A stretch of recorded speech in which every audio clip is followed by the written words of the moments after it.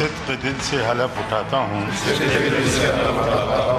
कि मैं खुलूस नीयत से पाकिस्तान का हामी व वफादार रहूँगा। 50 रुकनी काबीना को बता देना चाहता हूँ, सिर्फ अपने मफाद के लिए नवाज शरीफ साहब और उनकी हुकूमत ने इतनी बड़ी कैबिनेट बनाई है, जुमा बाजार लगाया। ये सियासत का जुमा बाजार चलने नहीं लगा। कैमरा आप स्पेशल कमेटी बनाएं जो इस मामले को कंसिडर करें और रिपोर्ट हाउस को दे दें ताकि ये बात खत्म हो सके। अस्सलाम वालेकुम। दूसरा रुख के साथ मैं हूं सैयद समर अब्बास। नाजरीन, वज़ीर आज़म शाहिद खाकान अब्बासी की 43 रुकनी काबीना ने आज हल्फ उठा लिया है और इस काबीना में कुछ अहम तरीन पुराने चेहरे भी शामिल हैं जिनको नई वजारतें दी गई हैं, जबकि कुछ नए चेहरे भी इस काबीना में शामिल किए गए हैं, जिनमें जो पुराने चेहरे हैं उनमें ख्वाजा आसिफ साहब जो कि पहले वजीर दिफा थे, अब उन्हें वजीर खारजा बना दिया गया है। जबकि एहसन इकबाल साहब जो कि प्लानिंग के मिनिस्टर थे, अब वो वजीर दाखिला हैं। जबकि खुर्रम दस्तगीर खान जो कि पहले कॉमर्स के मिनिस्टर थे, अब वो वजीर दिफा होंगे। जबकि चौधरी निसार अली खान ने वजारत नहीं ली। और इसके अलावा काबीना का आज पहला इजलास हुआ शाहिद खाकान अब्बासी की ज़ेर सदारत, जिसमें 3-4 अहम फैसले किए गए। जिसमें पहला फैसला यह था कि अगले 10 माह में तमाम तरक्याती काम जो कि जारी थे 4 साल से, वो मुकम्मल किए जाएंगे। इसके अलावा जो वुज़रा हैं वो काबीना का इजलास अब तवातर से हुआ करेगा और वुज़रा हैं वो कौमी असम्बली के इजलास में तवातर से शिरकत किया करेंगे। और इसके अलावा जो वज़ीर आज़म की पेशगी इतला के बगैर वुज़रा गैर मुल्की दौरे नहीं करेंगे। ये आज एक अहम फैसले थे काबीना के पहले इजलास में। दूसरी जानिब आयशा गुल अलई के इल्ज़ामात पर आज वज़ीर आज़म शाहिद खाकान अब्बासी ने एक खुसूसी पार्लिमानी कमेटी तश्कील देने का फैसला किया है। यह कमेटी 30 रोज़ के अंदर दोनों फरीक़ैन से मौक़िफ़ लेकर जो है अपनी तहक़ीक़ात पेश करेगी और इस सारी सूरत हाल पर बात करेंगे। छोटे से ब्रेक के बाद, ब्रेक से वापस आएंगे तो अपने मेहमानों का बताएंगे। स्टे विद अस।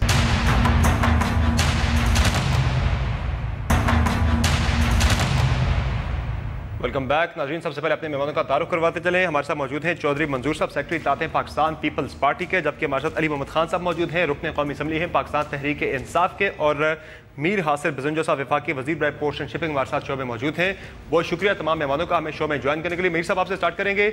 नई काबीना में पुराने चेहरे भी शामिल हैं नई वजारतों के साथ, जबकि कुछ नए चेहरे भी शामिल किए गए हैं। जो पुराने चेहरे हैं उनमें ख्वाजा आसिफ साहब, एहसन इकबाल साहब, खुर्रम दस्तगीर साहब और आबिद शरीफ अली की वजारतें तब्दील कर दी गई हैं, जबकि नए चेहरे भी आए हैं। तो क्या पॉलिसीज जो हैं वो पुरानी ही उनका तसलसल होगा या फिर कुछ नया भी ऐड करेगी आज की काबीना जो नई आई है? मेरे ख्याल में जहाँ तक पॉलिसी का ताल्लुक है उसमें कोई बड़ा चेंज मैं समझता हूँ कि नहीं आएगा, मगर शायद तरीक़ेकार में थोड़ा मुख्तलिफ हो जाए के लिए मोहम्मद नवाज शरीफ के तरीक़ेकार में और खाकान अब्बासी साहब के तरीक़ेकार में, लेकिन अब फर्क जरूर होगा। मगर मैं समझता हूँ कि Khaqan Abbasi energetic young man, वो शायद ज़्यादा मेहनत कर पाएंगे, वो चीज़ों को अपने साथ लेके चलेंगे। मगर पॉलिसी में बुनियादी तौर पर कोई बड़ी तब्दीली नहीं आएगी और पॉलिसियाँ वही होंगी जो मियां मोहम्मद नवाज शरीफ ने बनाई थी या चलाई थी। क्योंकि चाहे खाकान अब्बासी हो या हम जो मिनिस्टर हो या जो नए मिनिस्टर लिखे हुए, हम पहले पुराने प्रोसेस के हिस्से हैं, तो इसीलिए हम उसी को लेके जाएंगे। मुझे उसमें कोई बड़ी तब्दीली नजर नहीं आएगी। मगर मैं समझता हूँ कि खाकान अब्बासी कंपेरेटिवली ज्यादा सेहतमंद है, ज्यादा यंग है, maybe he was more than Mian Mohammad Nawaz Sharif. Age का भी डिफरेंस होता है और मेहनत करने का और तरीके का। लेकिन मीर साहब जो बात की थी शाहिद खाकान अब्बासी साहब ने पहले अपने खिताब में कौमी असम्बली में, उन्होंने कहा था कि वो 45 दिन के अंदर 45 माह का काम करेंगे। तो ऐसा कौन सा उन्होंने अपना विजन पेश किया? आज काबीना के इजलास में आप मौजूद थे उसमें? लेकिन उनमें पहली दफा तमाम मिनिस्टर्स को यहाँ टास्क दिया है कि आप तकरीबन 10-15 दिन के अंदर अंदर अपने नए प्रोजेक्ट जो बनाना चाहते हैं, जो कंप्लीट हो रहे हैं, जो इस ईयर में कंप्लीट हो सकते हैं, उनका एक मॉडल बना के मुझे दे दें, उसका एक कंसेप्ट पेपर बना के मुझे दे दें। मैं तमाम मिनिस्ट्री को पर्सनली मॉनिटर करूंगा, ये ले लूंगा। क्योंकि ये इलेक्शन ईयर आ रहा है तो हमें ज्यादा से ज्यादा डिलीवर करने की जरूरत है कि अगर हम वाकई में डिलीवर कर गए तो हमारा टारगेट जो है 2018 के इलेक्शन है, जो जिसकी लिस्ट में वो हमारी गवर्नेंस और डिलीवरेंस को देखेंगे। अगर हमारी गवर्नेंस और डिलीवरेंस ठीक हो गई तो हम फिर इस पोजिशन में होंगे कि हम 2018 के इलेक्शन में बेहतर तरीके से जाएंगे। यानी बज़ाहिर तासर ये उभर रहा है वो दुरुस्त है कि 10 माह तक शाहिद हाकान अब्बासी साहब जारी रखेंगे अपना टेन्योर? हाँ जी, इसमें वहाँ कोई बात तो नहीं हुई है मेरी। अभी तक मियां मोहम्मद नवाज शरीफ से मुलाकात नहीं हुई है। शायद कल तक मेरी मुलाकात हो तो मैं बेहतर पोजीशन में होऊंगा। मगर मेरी भी राय यही है कि इस सूरत को जो ज्यादा चेंज करने के बजाय इसी को कंटिन्यू किया जाए तो ज्यादा बेहतर। ठीक है, अली मोहम्मद खान साहब आपकी तरफ आएंगे। आपकी जमात की जानिब से नई काबीना पर यह तनकीद की गई है कि मरियम नवाज के साथियों को ज्यादा अकोमोडेट किया गया है, उन्हें वजारतें दी गई हैं। तो फिर आपकी तनकीद जो है, पहले आप तनकीद ये करते रहे हैं कि नए चेहरों को मौका नहीं दिया जाता, आज नए चेहरों को मौका दिया गया तो फिर आप तनकीद कर रहे हैं। बिस्मिल्लाहिर्रहमानिर्रहीम, अल्लाहुम्मा सल्लि व सल्लिम व बारिक अला सय्यिदिना मुहम्मद रसूलुल्लाह सल्लल्लाहु अलैहि वसल्लम। सबसे पहले तो मैं जो है अपना शाहिद हाकान अब्बासी साहब जो वज़ीर आज़म हैं उनके लिए नेक तमन्नाएं हैं कि अगर वो चाहते हैं कि 45 दिनों में 45 महीनों का काम करें तो हम उनके लिए दुआ करेंगे कि अगर वो काम करेंगे तो पाकिस्तान बेहतर होगा। लेकिन जो ग्राउंड रियलिटीज़ हैं अब्बास साहब वो उसके खिलाफ है।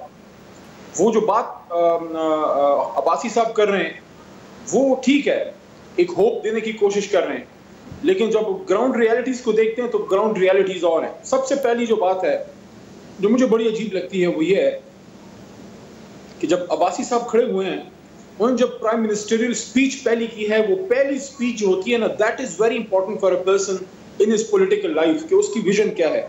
उस दिन वो एक आम एमएनए के लेवल से उठ नहीं सके। उसके बाद वो जाके हर एक चीज पे डिक्टेशन लेने जो है वो मरी जाते रहे नवाज शरीफ साहब के पास। मैं मानता हूं नवाज शरीफ साहब उनके लीडर हैं और लीडर से आदमी को प्यार होता है, लेकिन आप प्राइम मिनिस्टर की जो कुर्सी है उसकी इज्जत और तौकीर का भी कुछ ख्याल कीजिए। आप नवाज शरीफ साहब के पीएन नहीं हैं। आपको अगर उन्होंने नामजद किया है, अब आप में खुद फैसला साजी करने की सलाहियत होनी चाहिए, आप में on the spot decision making की सलाहियत होनी चाहिए। अब वजीर आजम आप हैं, आप वजीर आजम हैं, आप नवाज शरीफ से ज्यादा अल्लाह का एहसान माने और फिर बेशक नवाज शरीफ साहब से मैं नहीं कहता कि ना मिलें, मैं उन लोगों में से नहीं हूं। तो कह चुके हैं कि नवाज शरीफ साहब की पॉलिसीज का तसलसल होगा, तो उनकी पॉलिसीज के तसलसल के लिए वो उन्हें कंसल्ट करने जाते हैं। देखें, वजीर आजम एक बहुत पावरफुल सीट होती है और वजीर आजम अपनी जात में खुद जब तक लीडर ना हो वो कौम को लीड नहीं कर सकता। जब तक आप फॉलो रहे आप लीडर नहीं बन सकते। आप बेशक उनसे गाइडेंस लें, लेकिन हर चीज पे जाके उनसे डिक्टेशन लेना और फिर जिस तरीके से देखें, जिस तरीके से कैबिनेट बनाते हुए बहुत ज्यादा टाइम लिया गया और बहुत बड़ी तादाद में मिनिस्टर्स को जो है बिल्कुल रेवड़ियों की तरह बांटा गया है, तो मैं समझता हूं कि एक तो उनको अपने इस ओहदे पे प्राइड लेना चाहिए, उनको जो है खुद अपनी डिसीजन लेने चाहिए। कैबिनेट को अब इस्लामाबाद से लीड होना चाहिए, कैबिनेट को इस्लामाबाद से। एक और आईनी बात, एक शख्स चाहे वो कोई भी हो, जब उसको supreme court of Pakistan condemn करती है सजा याफ्ता, जब उनको डिस्क्वालीफाई कर दिया जाता है, ओहदे से माजूल कर दिया जाए और उनके खिलाफ करप्शन के रेफरेंसेस खोलने की डायरेक्शन दे दी जाए, तो जब आप फिर भी उनके पास डायरेक्शन लेने जाते हैं, दूसरे मानों में आप तौहीन अदालत करते हैं। और तीसरी बात यह है कि ये जो मरियम बीबी का जो सेल था, सोशल मीडिया जो उनका सेल था, जो स्पोक्स पर्सन वहां से जो सारी गेम चलती थी, वहां से बेसिकली उन लोगों को खुश करने की कोशिश की गई है। लेकिन बड़े दुख की बात है, दानियाल अजीज साहब आज भी रंजीदा हैं, उनको फेडरल मिनिस्ट्री नहीं मिली। चलिए ठीक है, चौधरी साहब आपकी तरफ आएंगे। पीपल्स पार्टी का क्या मौक़िफ़ है? जो 47 रुकनी काबीना ने हल्फ उठाने जा रही है, 43 ने उठा लिया, 47 टोटल वज़रा होंगे काबीना के अंदर, तो आपकी क्या राय है इतनी बड़ी काबीना पे? बिलावल भुट्टो जरदारी का मुतालबा था कुल वक्ती वज़ीर ख़ारजा का, वो तो पूरा कर दिया गया है आज के इस फैसले में। तो ख्वाजा आसिफ साहब वज़ीर ख़ारजा बने हैं, तो वो आपको कैसे कैंडिडेट लगते हैं? वो आपको कैसे वज़ीर ख़ारजा लगेंगे? बेसिकली क्या आप उनके बारे में कहते हैं? अच्छा समय पहली बात तो ये है कि कैबिनेट बनाना उनका हक था, उन्होंने कैबिनेट बनाई है, लेकिन मुझे जो प्रॉब्लम लग रहा है 2-3 चीज़ें देखनी पड़ेंगी। एक, कोई पॉलिसी नहीं है इस पिछले 4 साल से इस गवर्नमेंट की। बस खारजा पॉलिसी पूछे, कौन सी खारजा पॉलिसी है? कहाँ पे आकर हम खड़े हो गए 4 सालों बाद, जिसको हमने वापस पाकिस्तान के को बाहर एक बेहतर सूरत हाल में लेकर गए थे, वापस फिर इस कदर तन्हाई का शिकार हैं कि हमारे पास ना ईरान है, ना सऊदी अरब है, ना हमारे साथ कोई इस वक्त हालत ही बुरी है। सो कोई खारजा पॉलिसी नहीं है। कोई इकोनॉमिक पॉलिसी नहीं है इस हुकूमत की, कोई दाखिला पॉलिसी नहीं है, कोई दिफाई पॉलिसी नहीं है। ये 4 मेन पॉलिसी, 4 पिलर्स होते हैं। सो वहाँ पे कौन सी पॉलिसी है? अगर एक्सपोर्ट्स पे देखें, जो जिनको दिफा के शोबे में लेकर गए हैं, अगर उनसे पूछें कि आपकी कारकर्दगी क्या है बतौर वज़ीर तजारत, कि आपने 25 अरब डॉलर से 24.5-25 अरब डॉलर से एक्सपोर्ट्स जो हैं उनको गिराकर आप नीचे ले आए हैं, आप 19-20 पे लेकर आ गए। पाकिस्तान की तारीख में पहली बार आपका जो तजारती खसारा है वो आपकी एक्सपोर्ट्स से तजावज़ कर गया है। एक इश्यू तो ये है कि कोई पॉलिसी नहीं है। दूसरी बात यह है कि अगर जो आज बात की है कि वो टाइम देते हैं, शाहिद खाकान अब्बासी साहब अगर पार्लियामेंट को टाइम देते हैं, वज़रा टाइम देना शुरू कर देते हैं, सो इसका मतलब ये है कि वज़ीर आज़म नवाज शरीफ साहब तो पार्लियामेंट को कोई अहमियत नहीं देते थे, ये अहमियत देना शुरू कर देंगे। और फिर वज़ीर आज़म साहब के स्पीकर के बार बार कहने के बावजूद अगर वज़रा नहीं आते थे पार्लियामेंट के अंदर, अगर वज़रा आना शुरू कर देते तो इसका मतलब है या तो नवाज शरीफ उनको कहते थे कि कोई ज़रूरत नहीं जाने की, पार्लियामेंट को अहमियत नहीं देते थे, और वो तो रोल मॉडल होता है जो साहब, जब आपका लीडर नहीं जाएगा तो फिर उसके फॉलोअर भी नहीं जाएंगे, नहीं, या फिर ये इशू है ना। सो ये चीज़ें भी कंपैरिजन होना शुरू हो जाएंगी। जहाँ तक ये है कि एक मुझे जो लग रहा है कि इस कैबिनेट के नतीजे में हासिल भाई जैसे चंद लोग समझदार भी इसमें मौजूद हैं, लेकिन मुझे हेड ऑन होने वाली पॉलिसी जो है वो ज़्यादा नज़र आ रही है कि ये बिल्कुल हेड ऑन कैसे लग रहा है जा रहे हैं। जैसे मुशाहिदुल्लाह साहब हैं, उनको हटाया था, वापस लिया है। बाकी बेशुमार ऐसे लोग हैं उनको वापस लिया है, उसको कैबिनेट में लिया है। जो ओपन बातें कहते रहे हैं उनको अगर लिया है तो इसका मतलब ये है कि वो हेड ऑन होने जा रहे हैं, एक लड़ाई की तरफ बढ़ रहे हैं। सो मुझे अब भी जो आपको याद होगा, मैं आपके प्रोग्राम में आया था तो मैंने कहा था कि जो मेरा एक सियासी कारकुन का तजर्बा है, मुझे ये चीज़ें कोई स्मूथली आगे बढ़ती हुई नज़र नहीं आ रही। अब आपको नज़र आना शुरू हो गया होगा समर साहब कि आप भी महसूस करना शुरू हो गए होंगे कि ये कोई सॉफ्ट लैंडिंग मुझे अभी भी नहीं नज़र आ रही, मुझे अभी भी क्रैश लैंडिंग होने जा रही है। जिस तरह से तेज़ी के साथ इवेंट्स अनफोल्ड हो रहे हैं वो एक बड़ी तबाही की तरफ मुझे जाती हुई सारी सोच। पायलट तो चेंज हो गया है, पायलट तो चेंज कर दिया इसीलिए उन्होंने। मसला पायलट के चेंज होने का नहीं है, हम बहुत इंटरनल लड़ाइयों में उलझे हुए हैं, लेकिन हमें पता नहीं दुनिया के अंदर हमारी हालत इस वक्त क्या हो चुकी, किस तरह से अमेरिका क्या सोच रहा है, यूरोप क्या सोच रहा है, मिडिल ईस्ट हमारे बारे में क्या सोच रहा है, हमारे सारे हमसाए हमारे बारे में क्या सोच रहे हैं। सो हमें कोई इदराक ही नहीं है, हम इस कदर अंदर की चीज़ों में घुस गए हैं और इस कदर लड़ाई तेज़ हो गई है। लड़ाई होनी चाहिए, अपने अपने मौक़े पे रह के जाना चाहिए, लेकिन इस कदर ज़ातियात पे उतरा जा रहा है कि उसकी मैंने तो पाकिस्तान की तारीख में कभी मिसाल नहीं देखी। ठीक है, हमें एक ब्रेक लेनी यहाँ पे, बाद हम जो सवालात उठाए, जो नुकात उठाए हैं चौधरी साहब ने, ये हम पूछेंगे मीर हासिल बजिंजो साहब से। एक छोटे से ब्रेक के बाद हमारे साथ रहिएगा।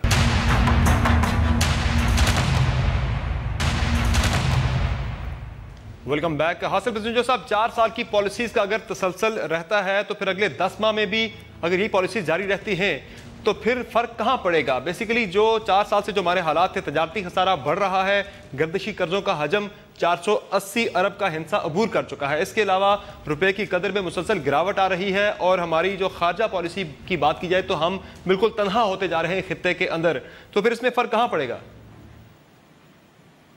देखिए जी, हम तो ये बात पार्ट मुझे आप अगर मिनिस्टर पूछ रहे हैं, मैं एज पार्टी प्रेसिडेंट आपको जवाब दे रहा हूँ कि जो बात मंजूर साहब ने की, मैं तो बोलता हूँ कि मैं गर्दी कर्जे आपका प्रॉब्लम है।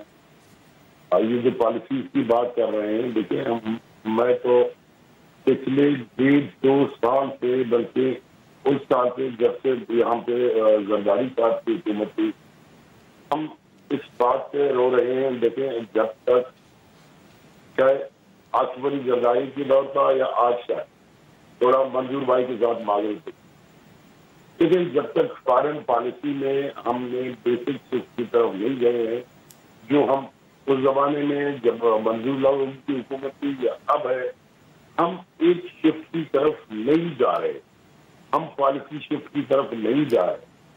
फॉरेन पॉलिसी हमारी आज भी वही है, कल जो जरदारी साहब के जमाने में जो कोई बड़ी चेंज नहीं है, न उसमें उन्होंने कोई तीर मारा था, ना हमने बड़ा कोई तीर मारा। तो मैं समझता हूँ कि देखे, जब तक आप अफगानिस्तान के साथ ईरान के साथ आप एक नई सूरत हाल डेवलप नहीं करेंगे। और स्पेशली मैं बार बार कहता रहा हूँ, अभी मैं कहता हूँ कि जब तक अफगानिस्तान को, पाकिस्तान को हम एक पेज पे नहीं लाएंगे, हम पाकिस्तान में जो फॉरेन पॉलिसी की बुनियादी चीजें हैं जिनको हम चेंज नहीं करेंगे, उसमें शिफ्ट नहीं लाएंगे, हम इन मुश्किलात से नहीं निकलेंगे। यानी कि ये नया विजन है, ये नए वज़ीर आज़म को, नए वज़ीर ख़ारजा का विजन है ये, जिसपे ये अमल करने जा रहे हैं, जो आप बात कर रहे हैं। सर बात सुने मेरी ना, अब मोहम्मद बर्दी साहब बैठे हैं, बार बार वज़ीर ख़ारजा वज़ीर आज़म कर रहे हैं, वो उनके वज़ीर ख़ारजा थे, उसने कौन सा तीर मारा? बात वज़ीर ख़ारजा के लिए नहीं, बात बेसिक पॉलिसी। मंजूर भाई भी से समझते हैं, आप भी समझते हैं कि देखिए जब तक बुनियादी पॉलिसियां आप चेंज नहीं करेंगे, इसी रूटीन की फॉरेन पॉलिसी के साथ आप चलते रहेंगे, तो भाई रूटीन की पॉलिसी के साथ आप चलते रहेंगे, मेरी राय ये है कि आप में कोई बड़ा चेंज नहीं आया है। और मैं इस बात पे बिल्कुल एग्री हूँ कि न वो चेंज हो ला सके, न ये चेंज हम ला सके। चेंज बुनियादी बातें तब्दील नहीं होंगी, फॉरेन मिनिस्टर हो, फॉरेन मिनिस्टर न हो, फॉरेन मिनिस्टर एडवाइजर हो या foreign minister full foreign minister हो, वो बुनियादी बात नहीं है। बुनियादी बात यह है कि आया आप वो बुनियादी पॉलिसियां जो चेंज कर सकती है या नहीं कर सकती। मेरे ख्याल में पॉलिटिकल पार्टीज को अब बहुत संजीदगी से सोचना चाहिए कि एक हम लोगों ने दोनों पार्टियों की, मैं तो दोनों बड़ी पार्टियों में नहीं हूँ, मैं दोनों बड़ी पार्टियों में कहता हूँ कि जब तक आप लोग मिल के एक बाकायदा एक नई फॉरेन पॉलिसी फ्रेम नहीं करेंगे, उसको इम्प्लीमेंट नहीं करेंगे, उसको एक पार्टी इम्प्लीमेंट कर ही नहीं करेंगे जब तक तमाम पॉलिटिकल पार्टियां इकट्ठा ना हो। तो इससे पहले यहाँ पे कोई तब्दीली नहीं आने वाली है। आप दूसरे पे सारा दिन कीचड़ उतारते रहे, आप एक दूसरे को सारा दिन पत्थर मारते रहे, आप पत्थर ही मारते रहेंगे, इससे आगे नहीं बढ़े। ठीक है। अली मोहम्मद खान साहब, वज़ीर-ए-आज़म शाहिद खाकान अब्बासी तो बड़े डिटर्मेंट और फोकस दिखाई दे रहे हैं। जिस तरह आज उन्होंने फैसला किया कि वफाकी काबीना का इजलास हर हफ्ते होगा और वज़रा को उन्होंने हिदायत जारी की कि वो कौमी असम्बली और सेनेट के इजलास में बाकायदगी से शिरकत करें, तो इससे आपको फ़र्क पड़ता दिखाई दे रहा है? देखिए, अच्छी बात है, जो अच्छी बात हो उसको सपोर्ट करना चाहिए। मियां नवाज शरीफ ने 4.5 साल उस ऐवान को इज्जत नहीं दी जिसने उनको इज्जत दी थी, और जब अल्लाह ताला आपको इज्जत देता है और आप उस इज्जत की कदर नहीं करते तो फिर वक्त भी किसी की कदर नहीं करता। वही हुआ। मैं समझता हूं कि पीपल्स पार्टी की जो पिछली गवर्नमेंट थी उस पर करप्शन के बेइंतहा इल्जामात थे, और मैं कोई इनका फैन नहीं हूं। मैं पीपल्स पार्टी की उस गवर्नमेंट का बहुत बड़ा नाकिद हूं, लेकिन मैं ये समझता हूं कि जो गिलानी साहब ने वजारत उज़्मा गुजारी थी, मैं इस बात को उनको अप्रिशिएट करता हूं कि वो ऐवान में आते थे, अपोजिशन मेंबरान से मिलते थे, अपोजिशन मेंबरान के भी काम करते थे। देखें अब्बास, मैं आपको एक बात बताऊं समर अब्बास भाई, अपोजिशन के जो MLAs होते हैं ये कोई हिंदुस्तान से या इसराइल से तो नहीं आए होते, हमारे भी हल्के हैं, हमारे भी लोग हैं, हमारे भी काम है। मैंने अपने हल्के का छोटा सा गैस का एक काम कुछ महीने पहले रमजान में करवाया था। 3 साल से मैं रो रहा था अपने लूथपड़ गैस के लिए। वो जब मेरा मंजूर हो गया, पहले तो हुआ नहीं, जब मंजूर हो गया मेरे पीछे प्रोपेगेंडा स्टार्ट हो गया कि नून में जा रहा है, नून में जा रहा है। और भाई क्या अपोजिशन के MNA का हक नहीं है काम करवाना? तो अगर अब्बासी साहब आते हैं और वो वहां पे रेगुलरली मीट करते हैं, अच्छी बात है, लेकिन सवाल यह है कि क्या वो अपनी इंडिपेंडेंट की आजाद पॉलिसीज बना सकते हैं? मेरे कहने का मकसद ये नहीं है कि वो नवाज शरीफ से बगावत कर दें। कहने का मकसद ये है कि अगर आपका काम सिर्फ नवाज शरीफ साहब के वो काम ही पूरे करना है जो उन्होंने छोड़ दिए, तो ये तो ठेकेदार वाला काम हो गया। यानी अगर वो मस्बत सोच के साथ आते हैं, अली मोहम्मद खान साहब, अगर वो मस्बत सोच के साथ शाहिद खाकान अब्बासी साहब आते हैं, आगे बढ़ना चाहते हैं, तो PTI उनके साथ ताउन करेगी? अगर मस्बत सोच के साथ आते हैं तो उनको अपने अमल से वो साबित करना होगा।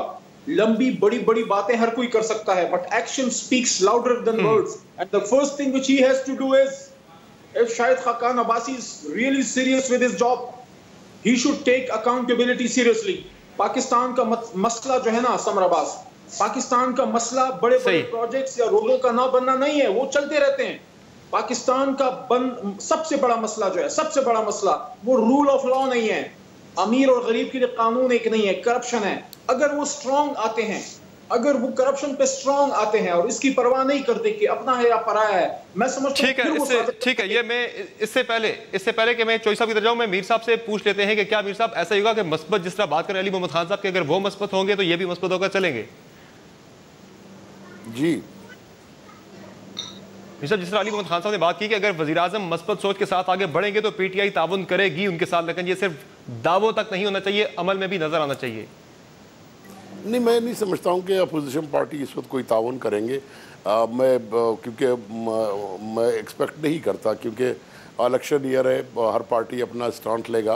आई डोंट एक्सपेक्ट कि अपोजिशन पार्टियाँ इस वक्त कोई कोऑपरेशन करेगी। इलेक्शन ईयर है जबकि इलेक्शन हो रहे हैं।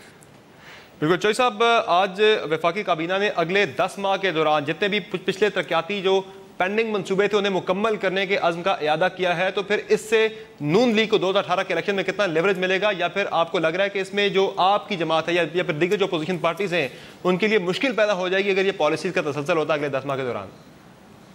अच्छा देखिए, दो चीज़ें मैं कहना चाहता हूँ। एक तो हासिल बजिंजो साहब ने जो बात की, देखें हम जब आए थे तो हमारे हालात को बहुत ठीक नहीं थे, बहुत बुरी हालत थी पाकिस्तान की। जनरल मुशर्रफ जिस कैफियत में छोड़ के गया था, कोई पाकिस्तान पे एतबार करने के लिए तैयार नहीं था।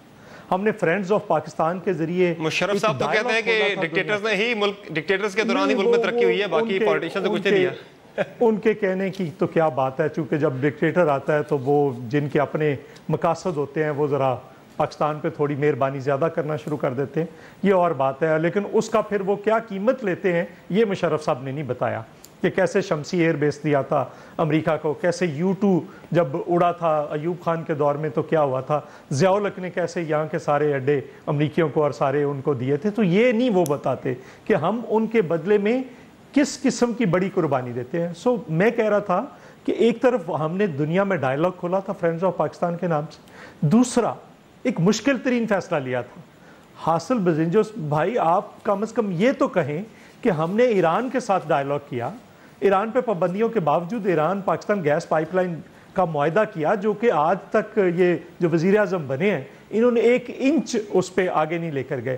पहले जब जरदारी साहब हलफ ले रहे थे तो उस पर हामिद करज़ई सिर्फ एक मेहमान बुलाए गए, वो हामिद करज़ई साहब थे, और उनसे बात डायलॉग की गई, हमसायों के साथ इंडिया के साथ डायलॉग शुरू किए गए। सो हमने एक सॉफ्ट चीज़ जो थी वो रखी। दूसरी बात यह है कि देखिए, ये अगर आए हैं अब मौजूदा जो है, मेरा नहीं ख्याल कि ये कर पाएंगे, क्योंकि उसकी वजह पता क्या है, जब हमने भी चेंज किया था, एक तो ब्यूरोक्रेसी ये समझना शुरू हो जाती है कि हम कोई किसी जगह पे किसी गलत जगह पे पाँव ही नहीं रखती, वो ब्यूरोक्रेसी नीचे से वैसे ही निकल जाती है, इलेक्शन ईयर में वैसे निकल जाती है, जब तब्दीली हो जाए तो बिल्कुल निकल जाती है। चूँकि मैं तजर्बे की बात कर रहा हूँ। सो उस पर जब ये होता है तो वो एक तो जो रिटायर होने वाले होते हैं वो बिल्कुल कोई काम नहीं करते, जिन्होंने रिटायर नहीं होना होता जो अगले रहते हैं वो जो अगली गवर्नमेंट आनी होती है उससे राव रस्म पैदा करना शुरू कर देते हैं और कहते हैं नहीं जी ये काम भी नहीं हो सकता, ये भी नहीं हो सकता। सो मुझे नहीं लगता कि कोई बड़ी तब्दीली कर सकेंगे, कोई बड़ा रेवोल्यूशनरी तब्दीलियां लेकर आएंगे। ये तो हर महीने हर दिन इनका एक डिकेइंग, एक बिल्कुल गिरावट की तरफ जाना है इस गवर्नमेंट ने। दूसरी बात यह है कि ये हासिल साहब ने ठीक कहा कि ये कैसे देंगे, ये वो पीपल्स पार्टी की गवर्नमेंट थी जिसने अपोजिशन के लोगों को हुकूमती नुमाइंदों से ज्यादा फंड्स दिए थे, इतराजात होते थे पीपल्स पार्टी के अंदर, यही नून वाले थे जिनको सबसे ज्यादा, जब ये यहाँ पे शहबाज शरीफ साहब गालियां दे रहे होते थे उनके MNAs गिलानी साहब के पास घुसे होते थे, 1-1 अरब रुपया फंड ले रहे होते थे। सो ये नहीं कर पाएंगे और ये कुछ भी नहीं कर पाएंगे, दिन ब दिन ये नीचे से नीचे चले जाएंगे, ये मुकम्मल तो क्या करना है कोई चीज भी नहीं कर पाएंगे ये। जी मीर हासिल बजिंजो साहब, आप रिस्पॉन्ड करना चाहेंगे जो सवाल उठाए चौधरी साहब ने, कि उनका ये कहना है कि जो कंसर्न उन्होंने शो किए कि कुछ नुकात उन्होंने उठाए कि ये चैलेंजेस आपके लिए हैं, कुछ चैलेंजेस दीगर भी हैं कि जो शरीफ खानदान है उनके खिलाफ नैब में रेफरेंसेस ओपन होने जा रहे हैं, तो पॉलिटिकली प्रेशर भी आपके ऊपर होगा काफ़ी ज़्यादा, तो कितना बड़ा चैलेंज होगा इन सारे मामलात को आगे लेकर चलने के लिए? जी मैं समझता हूँ वाकई में नून के लिए काफ़ी चैलेंजेस हैं, और आज भी मैंने ये बात कैबिनेट में भी कही कि नून को बहुत मुश्किलात का सामना करना पड़ेगा, उनको गुड गवर्नेंस करने की कोशिश करनी पड़ेगी, डिलीवर करने की कोशिश करेगी। बट आई डिसएग्री विद मंजूर साहब कि ये जिस तरह आगे जाएंगे तो नीचे चले जाएंगे, ये नीचे नहीं जाएंगे। अगर इस तरह जो ओवरऑल नीचे गए तो ये नीचे जाने वालों में जो ये सिंकिंग शिप होगा, और उसमें मंजूर साहब भी बैठे होंगे, मैं बाकी दोस्तों का तो बात नहीं कर सकता, कि अगर इस तरह सिंकिंग शिप की तरफ जाए और ये महसूस करें कि सर वो शिप में वो अकेला सिंक करेंगे, तो मेरे ख्याल में हम एक दूसरे को उसी शिप में बैठे हैं। हम ये बात कह के कि वो तो अब नीचे चले जाएंगे तो आप ऊपर नहीं जा रहे हैं, अगर आप ऊपर जा रहे होते तो बड़ी अच्छी बात थी, मगर वो शिप जब सिंक कर रहा होता है तो उसमें बैठे हुए सब उसके साथ जो है वो नीचे जा रहे होते हैं। तो मैं समझता हूँ कि पॉलिटिकली चीज़ों को विजन के साथ देखना होगा। एक दूसरे को नीचे डालते डालते वो उसको तो नीचे हमने डाल दिया तो मालूम हुआ कि आधा मैं ख़ुद भी उसमें डूब चुका हूँ। इससे गुरेज करने की ज़रूरत है। मैं समझता हूँ कि जब मैं ये बात करूँगा तो उसका आप लेंगे कि जी नवाज़ शरीफ की बात की तो पाकिस्तान नाजुक हालत में, मगर मैं आपको प्रैक्टिकली बोलता हूँ कि इस वक्त मुल्क नेशनली इंटरनेशनली दोनों सूरत में बिल्कुल एक क्यास की तरफ जाएगा और जा रहा है। और इसकी इल्ज़ाम आप मियाँ मोहम्मद नवाज शरीफ को दें, आसिफ अली जरदारी को दे दें, जिसको पॉलिटिकली ज़ाहिर आखिरी इल्ज़ाम सिर्फ सियासी लोगों पे आ सकती है, बाकी किसी पे तो आ नहीं सकती है। आप इसको बराबला कहें, वो इसको बराबला कहें, मगर हम बहुत मुश्किल सूरत हाल में हैं। सिर्फ Nawaz Sharif is the not a question. अगर एक नवाज शरीफ के रास्ते से हटने से मसला हल हो जाता तो शायद वो ये खुद ही कर लेता, मगर मामलात आगे जाएंगी, मामलात बहुत मुश्किल में हैं। इसको समझने की ज़रूरत है। सिर्फ ये कहना कि जी उसने कुछ नहीं किया वो तो डूब रहा है, भाई वो डूब रहा है, आप उभर रहे हैं क्या? आप भी तो डूब रहे हैं, फिर क्या हुआ?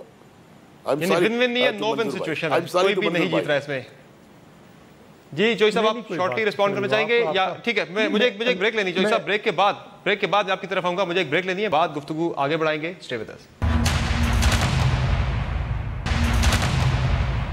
Welcome back. अली मोहम्मद साहब, अभी पनामा फैसले पर आपकी जमात का जश्न खत्म नहीं हुआ था कि आयशा गुल के संगीन इल्जामात आ गए आपके पार्टी चेयरमैन के खिलाफ, जिसमें एक हमने बोलचाल देखा।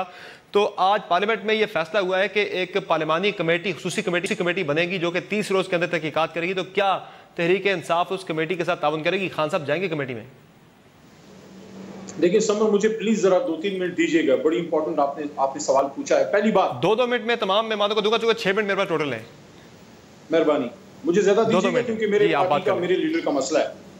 सबसे इंपॉर्टेंट चीज ये है, हमारे लिए इमरान खान बाप की तरह है। हम समझते हैं कि पाकिस्तान को बचाने के लिए इमरान खान और उनकी जिंदगी इंतहाई अहम। जिस तरह की खबरें इस वक्त गर्दिश कर रही हैं, अल्लाह ताला कुछ ना होने दे, लेकिन अगर होगा तो बहुत नुकसान होगा मुल्क का। सबसे पहली बात यह है, ये जो इल्जामात उस बीबी ने लगाए हैं, उनने कहा कि 4.5 साल पहले उनको एक मैसेज गया, 4.5 साल वो खामोश रही। पख्तून माशरे से उनका भी ताल्लुक है, मेरा भी ताल्लुक है, बल्कि वो तो वजीर ट्राइब से, ट्राइबल एरिया से ताल्लुक फाटा से रखती। उन्होंने कहा कि मैंने अपने वालिद को बताया, वो 4.5 साल खामोश रहे। ये बिल्कुल अगेंस्ट द नॉर्म्स है। पख्तून ऐसा करते ही नहीं है, कोई भी नहीं करता। पंजाब में हम सब इज्जतदार लोग हैं, हम सब सिंध में, सब बलोची, सब इज्जतदार लोग हैं। अगर किसी बाप को पता लग जाए कि उसकी बेटी के साथ ऐसा कोई मामला है, वो 5 साल खामोश नहीं रहता। एक बात। दूसरी बात यह है कि जिस तरीके से उन्होंने आखिरी वक्त तक पार्टी को, लीडर को डिफेंड करती रही। अगर वो समझती थी कि ठीक नहीं है तो पार्टी तो चलो फिर भी ठीक है, लीडर को आखिरी वक्त तक क्यों डिफेंड किया? आखिरी रात तक टिकट लेने गई। लेकिन सवाल अब ये है कि जिस दिन वो वोट नहीं करने आई, वो इंतहाई अहम दिन था। उन्होंने पीटीआई और इमरान खान और हमारी पीठ में छुरा घोंपा, और उसके बाद उनके अमीर मकाम साहब से राब्ते, उनके गवर्नर के पीके जो नून लीग से हैं, जगड़ा साहब से उनकी मुलाकातें, अमीर मुकाम साहब के उनका फोन करना, उसके बाद नून लीग का उनको इस तरह सपोर्ट करना। सबसे पहले तो मैं ये जो रेजोल्यूशन आज हुई है, मैं उसको कंडेम करता हूं और उसको रिजेक्ट करता हूं। दूसरी बात ये है, हम प्रोब से नहीं घबराते, लेकिन हमने कोई न्यूरमबर्ग ट्रायल में नहीं जाना। जब इस मैडम को प्लांट ही नून लीग ने किया है, उसको फंड ही नून लीग ने किया है, उसको उन्होंने एज अ स्टूज यूज किया है, एज अ की प्लेयर, कि इमरान खान और तहरीक इंसाफ को बदनाम किया जाए। पहली बात यह है, नवाज शरीफ साहब की ये स्कीम कोई नई नहीं है। बेगम भुट्टो के खिलाफ भी किया, बेनजीर साहिबा के खिलाफ भी किया, उन्होंने जमामा के खिलाफ भी किया। हम उसके लिए सुप्रीम कोर्ट से जुडिशियल इंक्वायरी के लिए तैयार हैं। ये पार्लियामानी कमेटी जो पॉइंट आ गया अली मोहम्मद साहब, ठीक है, मेरे पास वक्त कम है, मैंने दी तो मेहमानों को भी टाइम देना है। आपका पॉइंट आ गया जो साहब। जिन लोगों ने साजिश की, उनके सामने पेश होने का क्या मतलब है? इसको तो प्लांट ही नून लीग ने किया है, और बड़े अफसोस की बात है आज भी। ठीक है, यानी आपका मौक़िफ़ आ गया कि आप पेश नहीं होंगे, आप इसे साजिश करार दे रहे हैं। ठीक है, चोई साहब आपकी तरफ आएंगे। चंद हफ्ते कबल पार्लियामेंट, अदालत के सामने जाए, सुप्रीम कोर्ट के सामने जाए। ठीक है, ठीक है चौधरी साहब, ठीक है अली साहब, आपका मौक़िफ़ आ गया। ठीक है चौधरी साहब, चंद हफ्ते कबल आपकी जमात में नाज बलोच साहब आई तहरीक इंसाफ छोड़कर। उनका ये कहना था कि तहरीक इंसाफ में ख़वातीन को नुमाइंदगी नहीं मिलती, उनकी राय को कंसीडर नहीं किया जाता। तो ये जो अब आयशा गुलाटी का जो इमरान खान पर उनके इल्ज़ामात हैं, आपको क्या लगता है हमारा सियासी कल्चर जो है वो परागंदा हो गया है, या फिर जो हमारी जिनसी हरासमेंट का जो मामला है वो पार्लियामेंट तक जा पहुंचा है? देखिए, पहली बात तो ये है कि ये एक ऐसा इशू है जिस पे शर्मिंदगी हो रही है सारे लोगों को जो पॉलिटिक्स में हैं। चूँकि हमारी ट्रेनिंग तो मोहतरमा की ट्रेनिंग थी, मोहतरमा इस इशू पे बहुत उनका कंसर्न होता था। जब ये मियाँ नवाज शरीफ साहब शेख रशीद साहब से गालियाँ दिलवा रहे होते थे स्टेज के ऊपर बैठकर, उस दिन किसी MNA ने MPA ने एक मोहतरमा मरियम नवाज शरीफ साहबा के बारे में बात की और बीबी का रंग लाल सुर्ख हो गया। उन्होंने कहा खबरदार अगर किसी ने मियाँ साहब की बेटी के बारे में। लेकिन मैं यहाँ पे कहना चाहता हूँ कि ये कोई अच्छी रवायत नहीं है, लेकिन ये बात इमरान खान साहब के अपने हक में है कि इसकी प्रूफ हो। अगर पार्लियामेंट से नहीं करवाना चाहते किसी और जगह पे करवा ले। मैं बतौर एक सियासी कारकुन समझता हूँ ये जो इल्ज़ाम लगा है ये बहुत घनावना है। वो जहाँ से भी करवाना चाहते हैं वहाँ से करवा लें, अगर सिलेक्ट कमेटी से नहीं तो उधर जहाँ पे जाना चाहते हैं वहाँ से करवाएं, अपने आप को क्लियर करवाएं। ये उनकी अपनी पॉलिटिकल लाइफ के लिए भी बहुत इंपॉर्टेंट है और ज़रूरी। ठीक, मीर साहब आपके कंक्लूडिंग रिमार्क्स इस इशू पर? जी सर, आपके कंक्लूडिंग रिमार्क्स चाहिए होंगे इसी मामले पर। मेरा जी कंक्लूडिंग रिमार्क ये है कि जब से ये वाक़या हुआ है I have decide my self कि मैं इससे कोई बात नहीं करूँगा। अगर आप मेरा 1 मिनट मंजूर साहब को और 1 मिनट सईद साहब को दे दें तो आपकी मेहरबानी होगी। मैंने फैसला किया कि इस सब्जेक्ट पे मैं बोलूँगा ही नहीं। Thank you very much. क्यों? चले ठीक है, बहुत शुक्रिया, बहुत शुक्रिया। अली खान साहब, आप कुछ कहना चाह रहे थे? देखिए, गंद में हाथ डालोगे गंदा ही हो जाओगे, मुझे कोई नहीं करना। इस पे मैंने फैसला किया कि मैं गोली डालने के मसले में बोलूँगा ही नहीं। ठीक है अली खान साहब, आप कुछ ऐड करना चाह रहे थे, आप ऐड कर लें, फिर हम क्लोजिंग देनी है हमने। देखिए, मैं ये अर्ज करूंगा कि बजिंजो साहब की बात करके अपनी इज्जत मेरी आंखों में और बढ़ाई है। कोई इज्जतदार आदमी इस पे बात करना भी नहीं चाहेगा। और मैं यहाँ पे आपके नॉलेज में एक चीज लाना चाहता हूँ। जब ये मामला हुआ है, हमारी बनी गाला में चेयरमैन इमरान खान के साथ मीटिंग हुई, उसमें ये स्ट्रेटजी तो डिवाइस की गई कि अब ये जो गलत इल्जामात लगाए गए हैं इसको कैसे टेकअप करना है। वहां पे एक उसूली फैसला इमरान खान साहब ने किया और हम स्पोक्स पर्संस को, जहां मैं, Shah Mahmood Qureshi, doctor Arif Alvi, Shehryar Afridi, Murad Saeed, doctor Shireen Mazari, everybody was there. Imran Khan ने कैटेगोरिकली एक बात की कि वो चाहे जितने भी इल्जामात मेरे पे लगाएं, हम पे लगाएं, हमने कभी भी उनके घरों पे नहीं जाना, कभी गलत बात हमारी तरफ से नहीं आनी चाहिए। लेकिन आपकी पार्टी ने किया है, अली खान साहब किया है, आपकी पार्टी ने तनकीद की है। उनकी बहन मारिया तूर पाकिस्तान को रिप्रेजेंट करती है, प्लेयर है, उन पे इतनी ज्यादा इल्जाम तराशी हुई है मारिया तूर पर। इमरान खान ने उससे मना किया है। लेकिन जब हो गया डैमेज हैड बीन डन, उसके बाद चले ठीक है। बहुत शुक्रिया तमाम मेहमानों का हमें शो में ज्वाइन करके।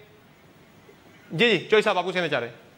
कि देखिए, ये कल्चर भी इन्हें तब्दील, अगर शीरी मज़ारी इनसे इख्तलाफ करें, इनकी अपनी पार्टी की खातून, तो उनकी बेटी का इशू अगर ये करें तो उनकी बहन को कोई और करे तो उसको, ये कल्चर अब PTI को भी तब्दील करना पड़ेगा। ठीक है जी, ठीक है जी, बहुत शुक्रिया तमाम मेहमानों का हमें शो में ज्वाइन करके। नाज़रीन, आज के शो में इतना ही, इजाज़त दीजिए, अल्लाह हाफ़िज़।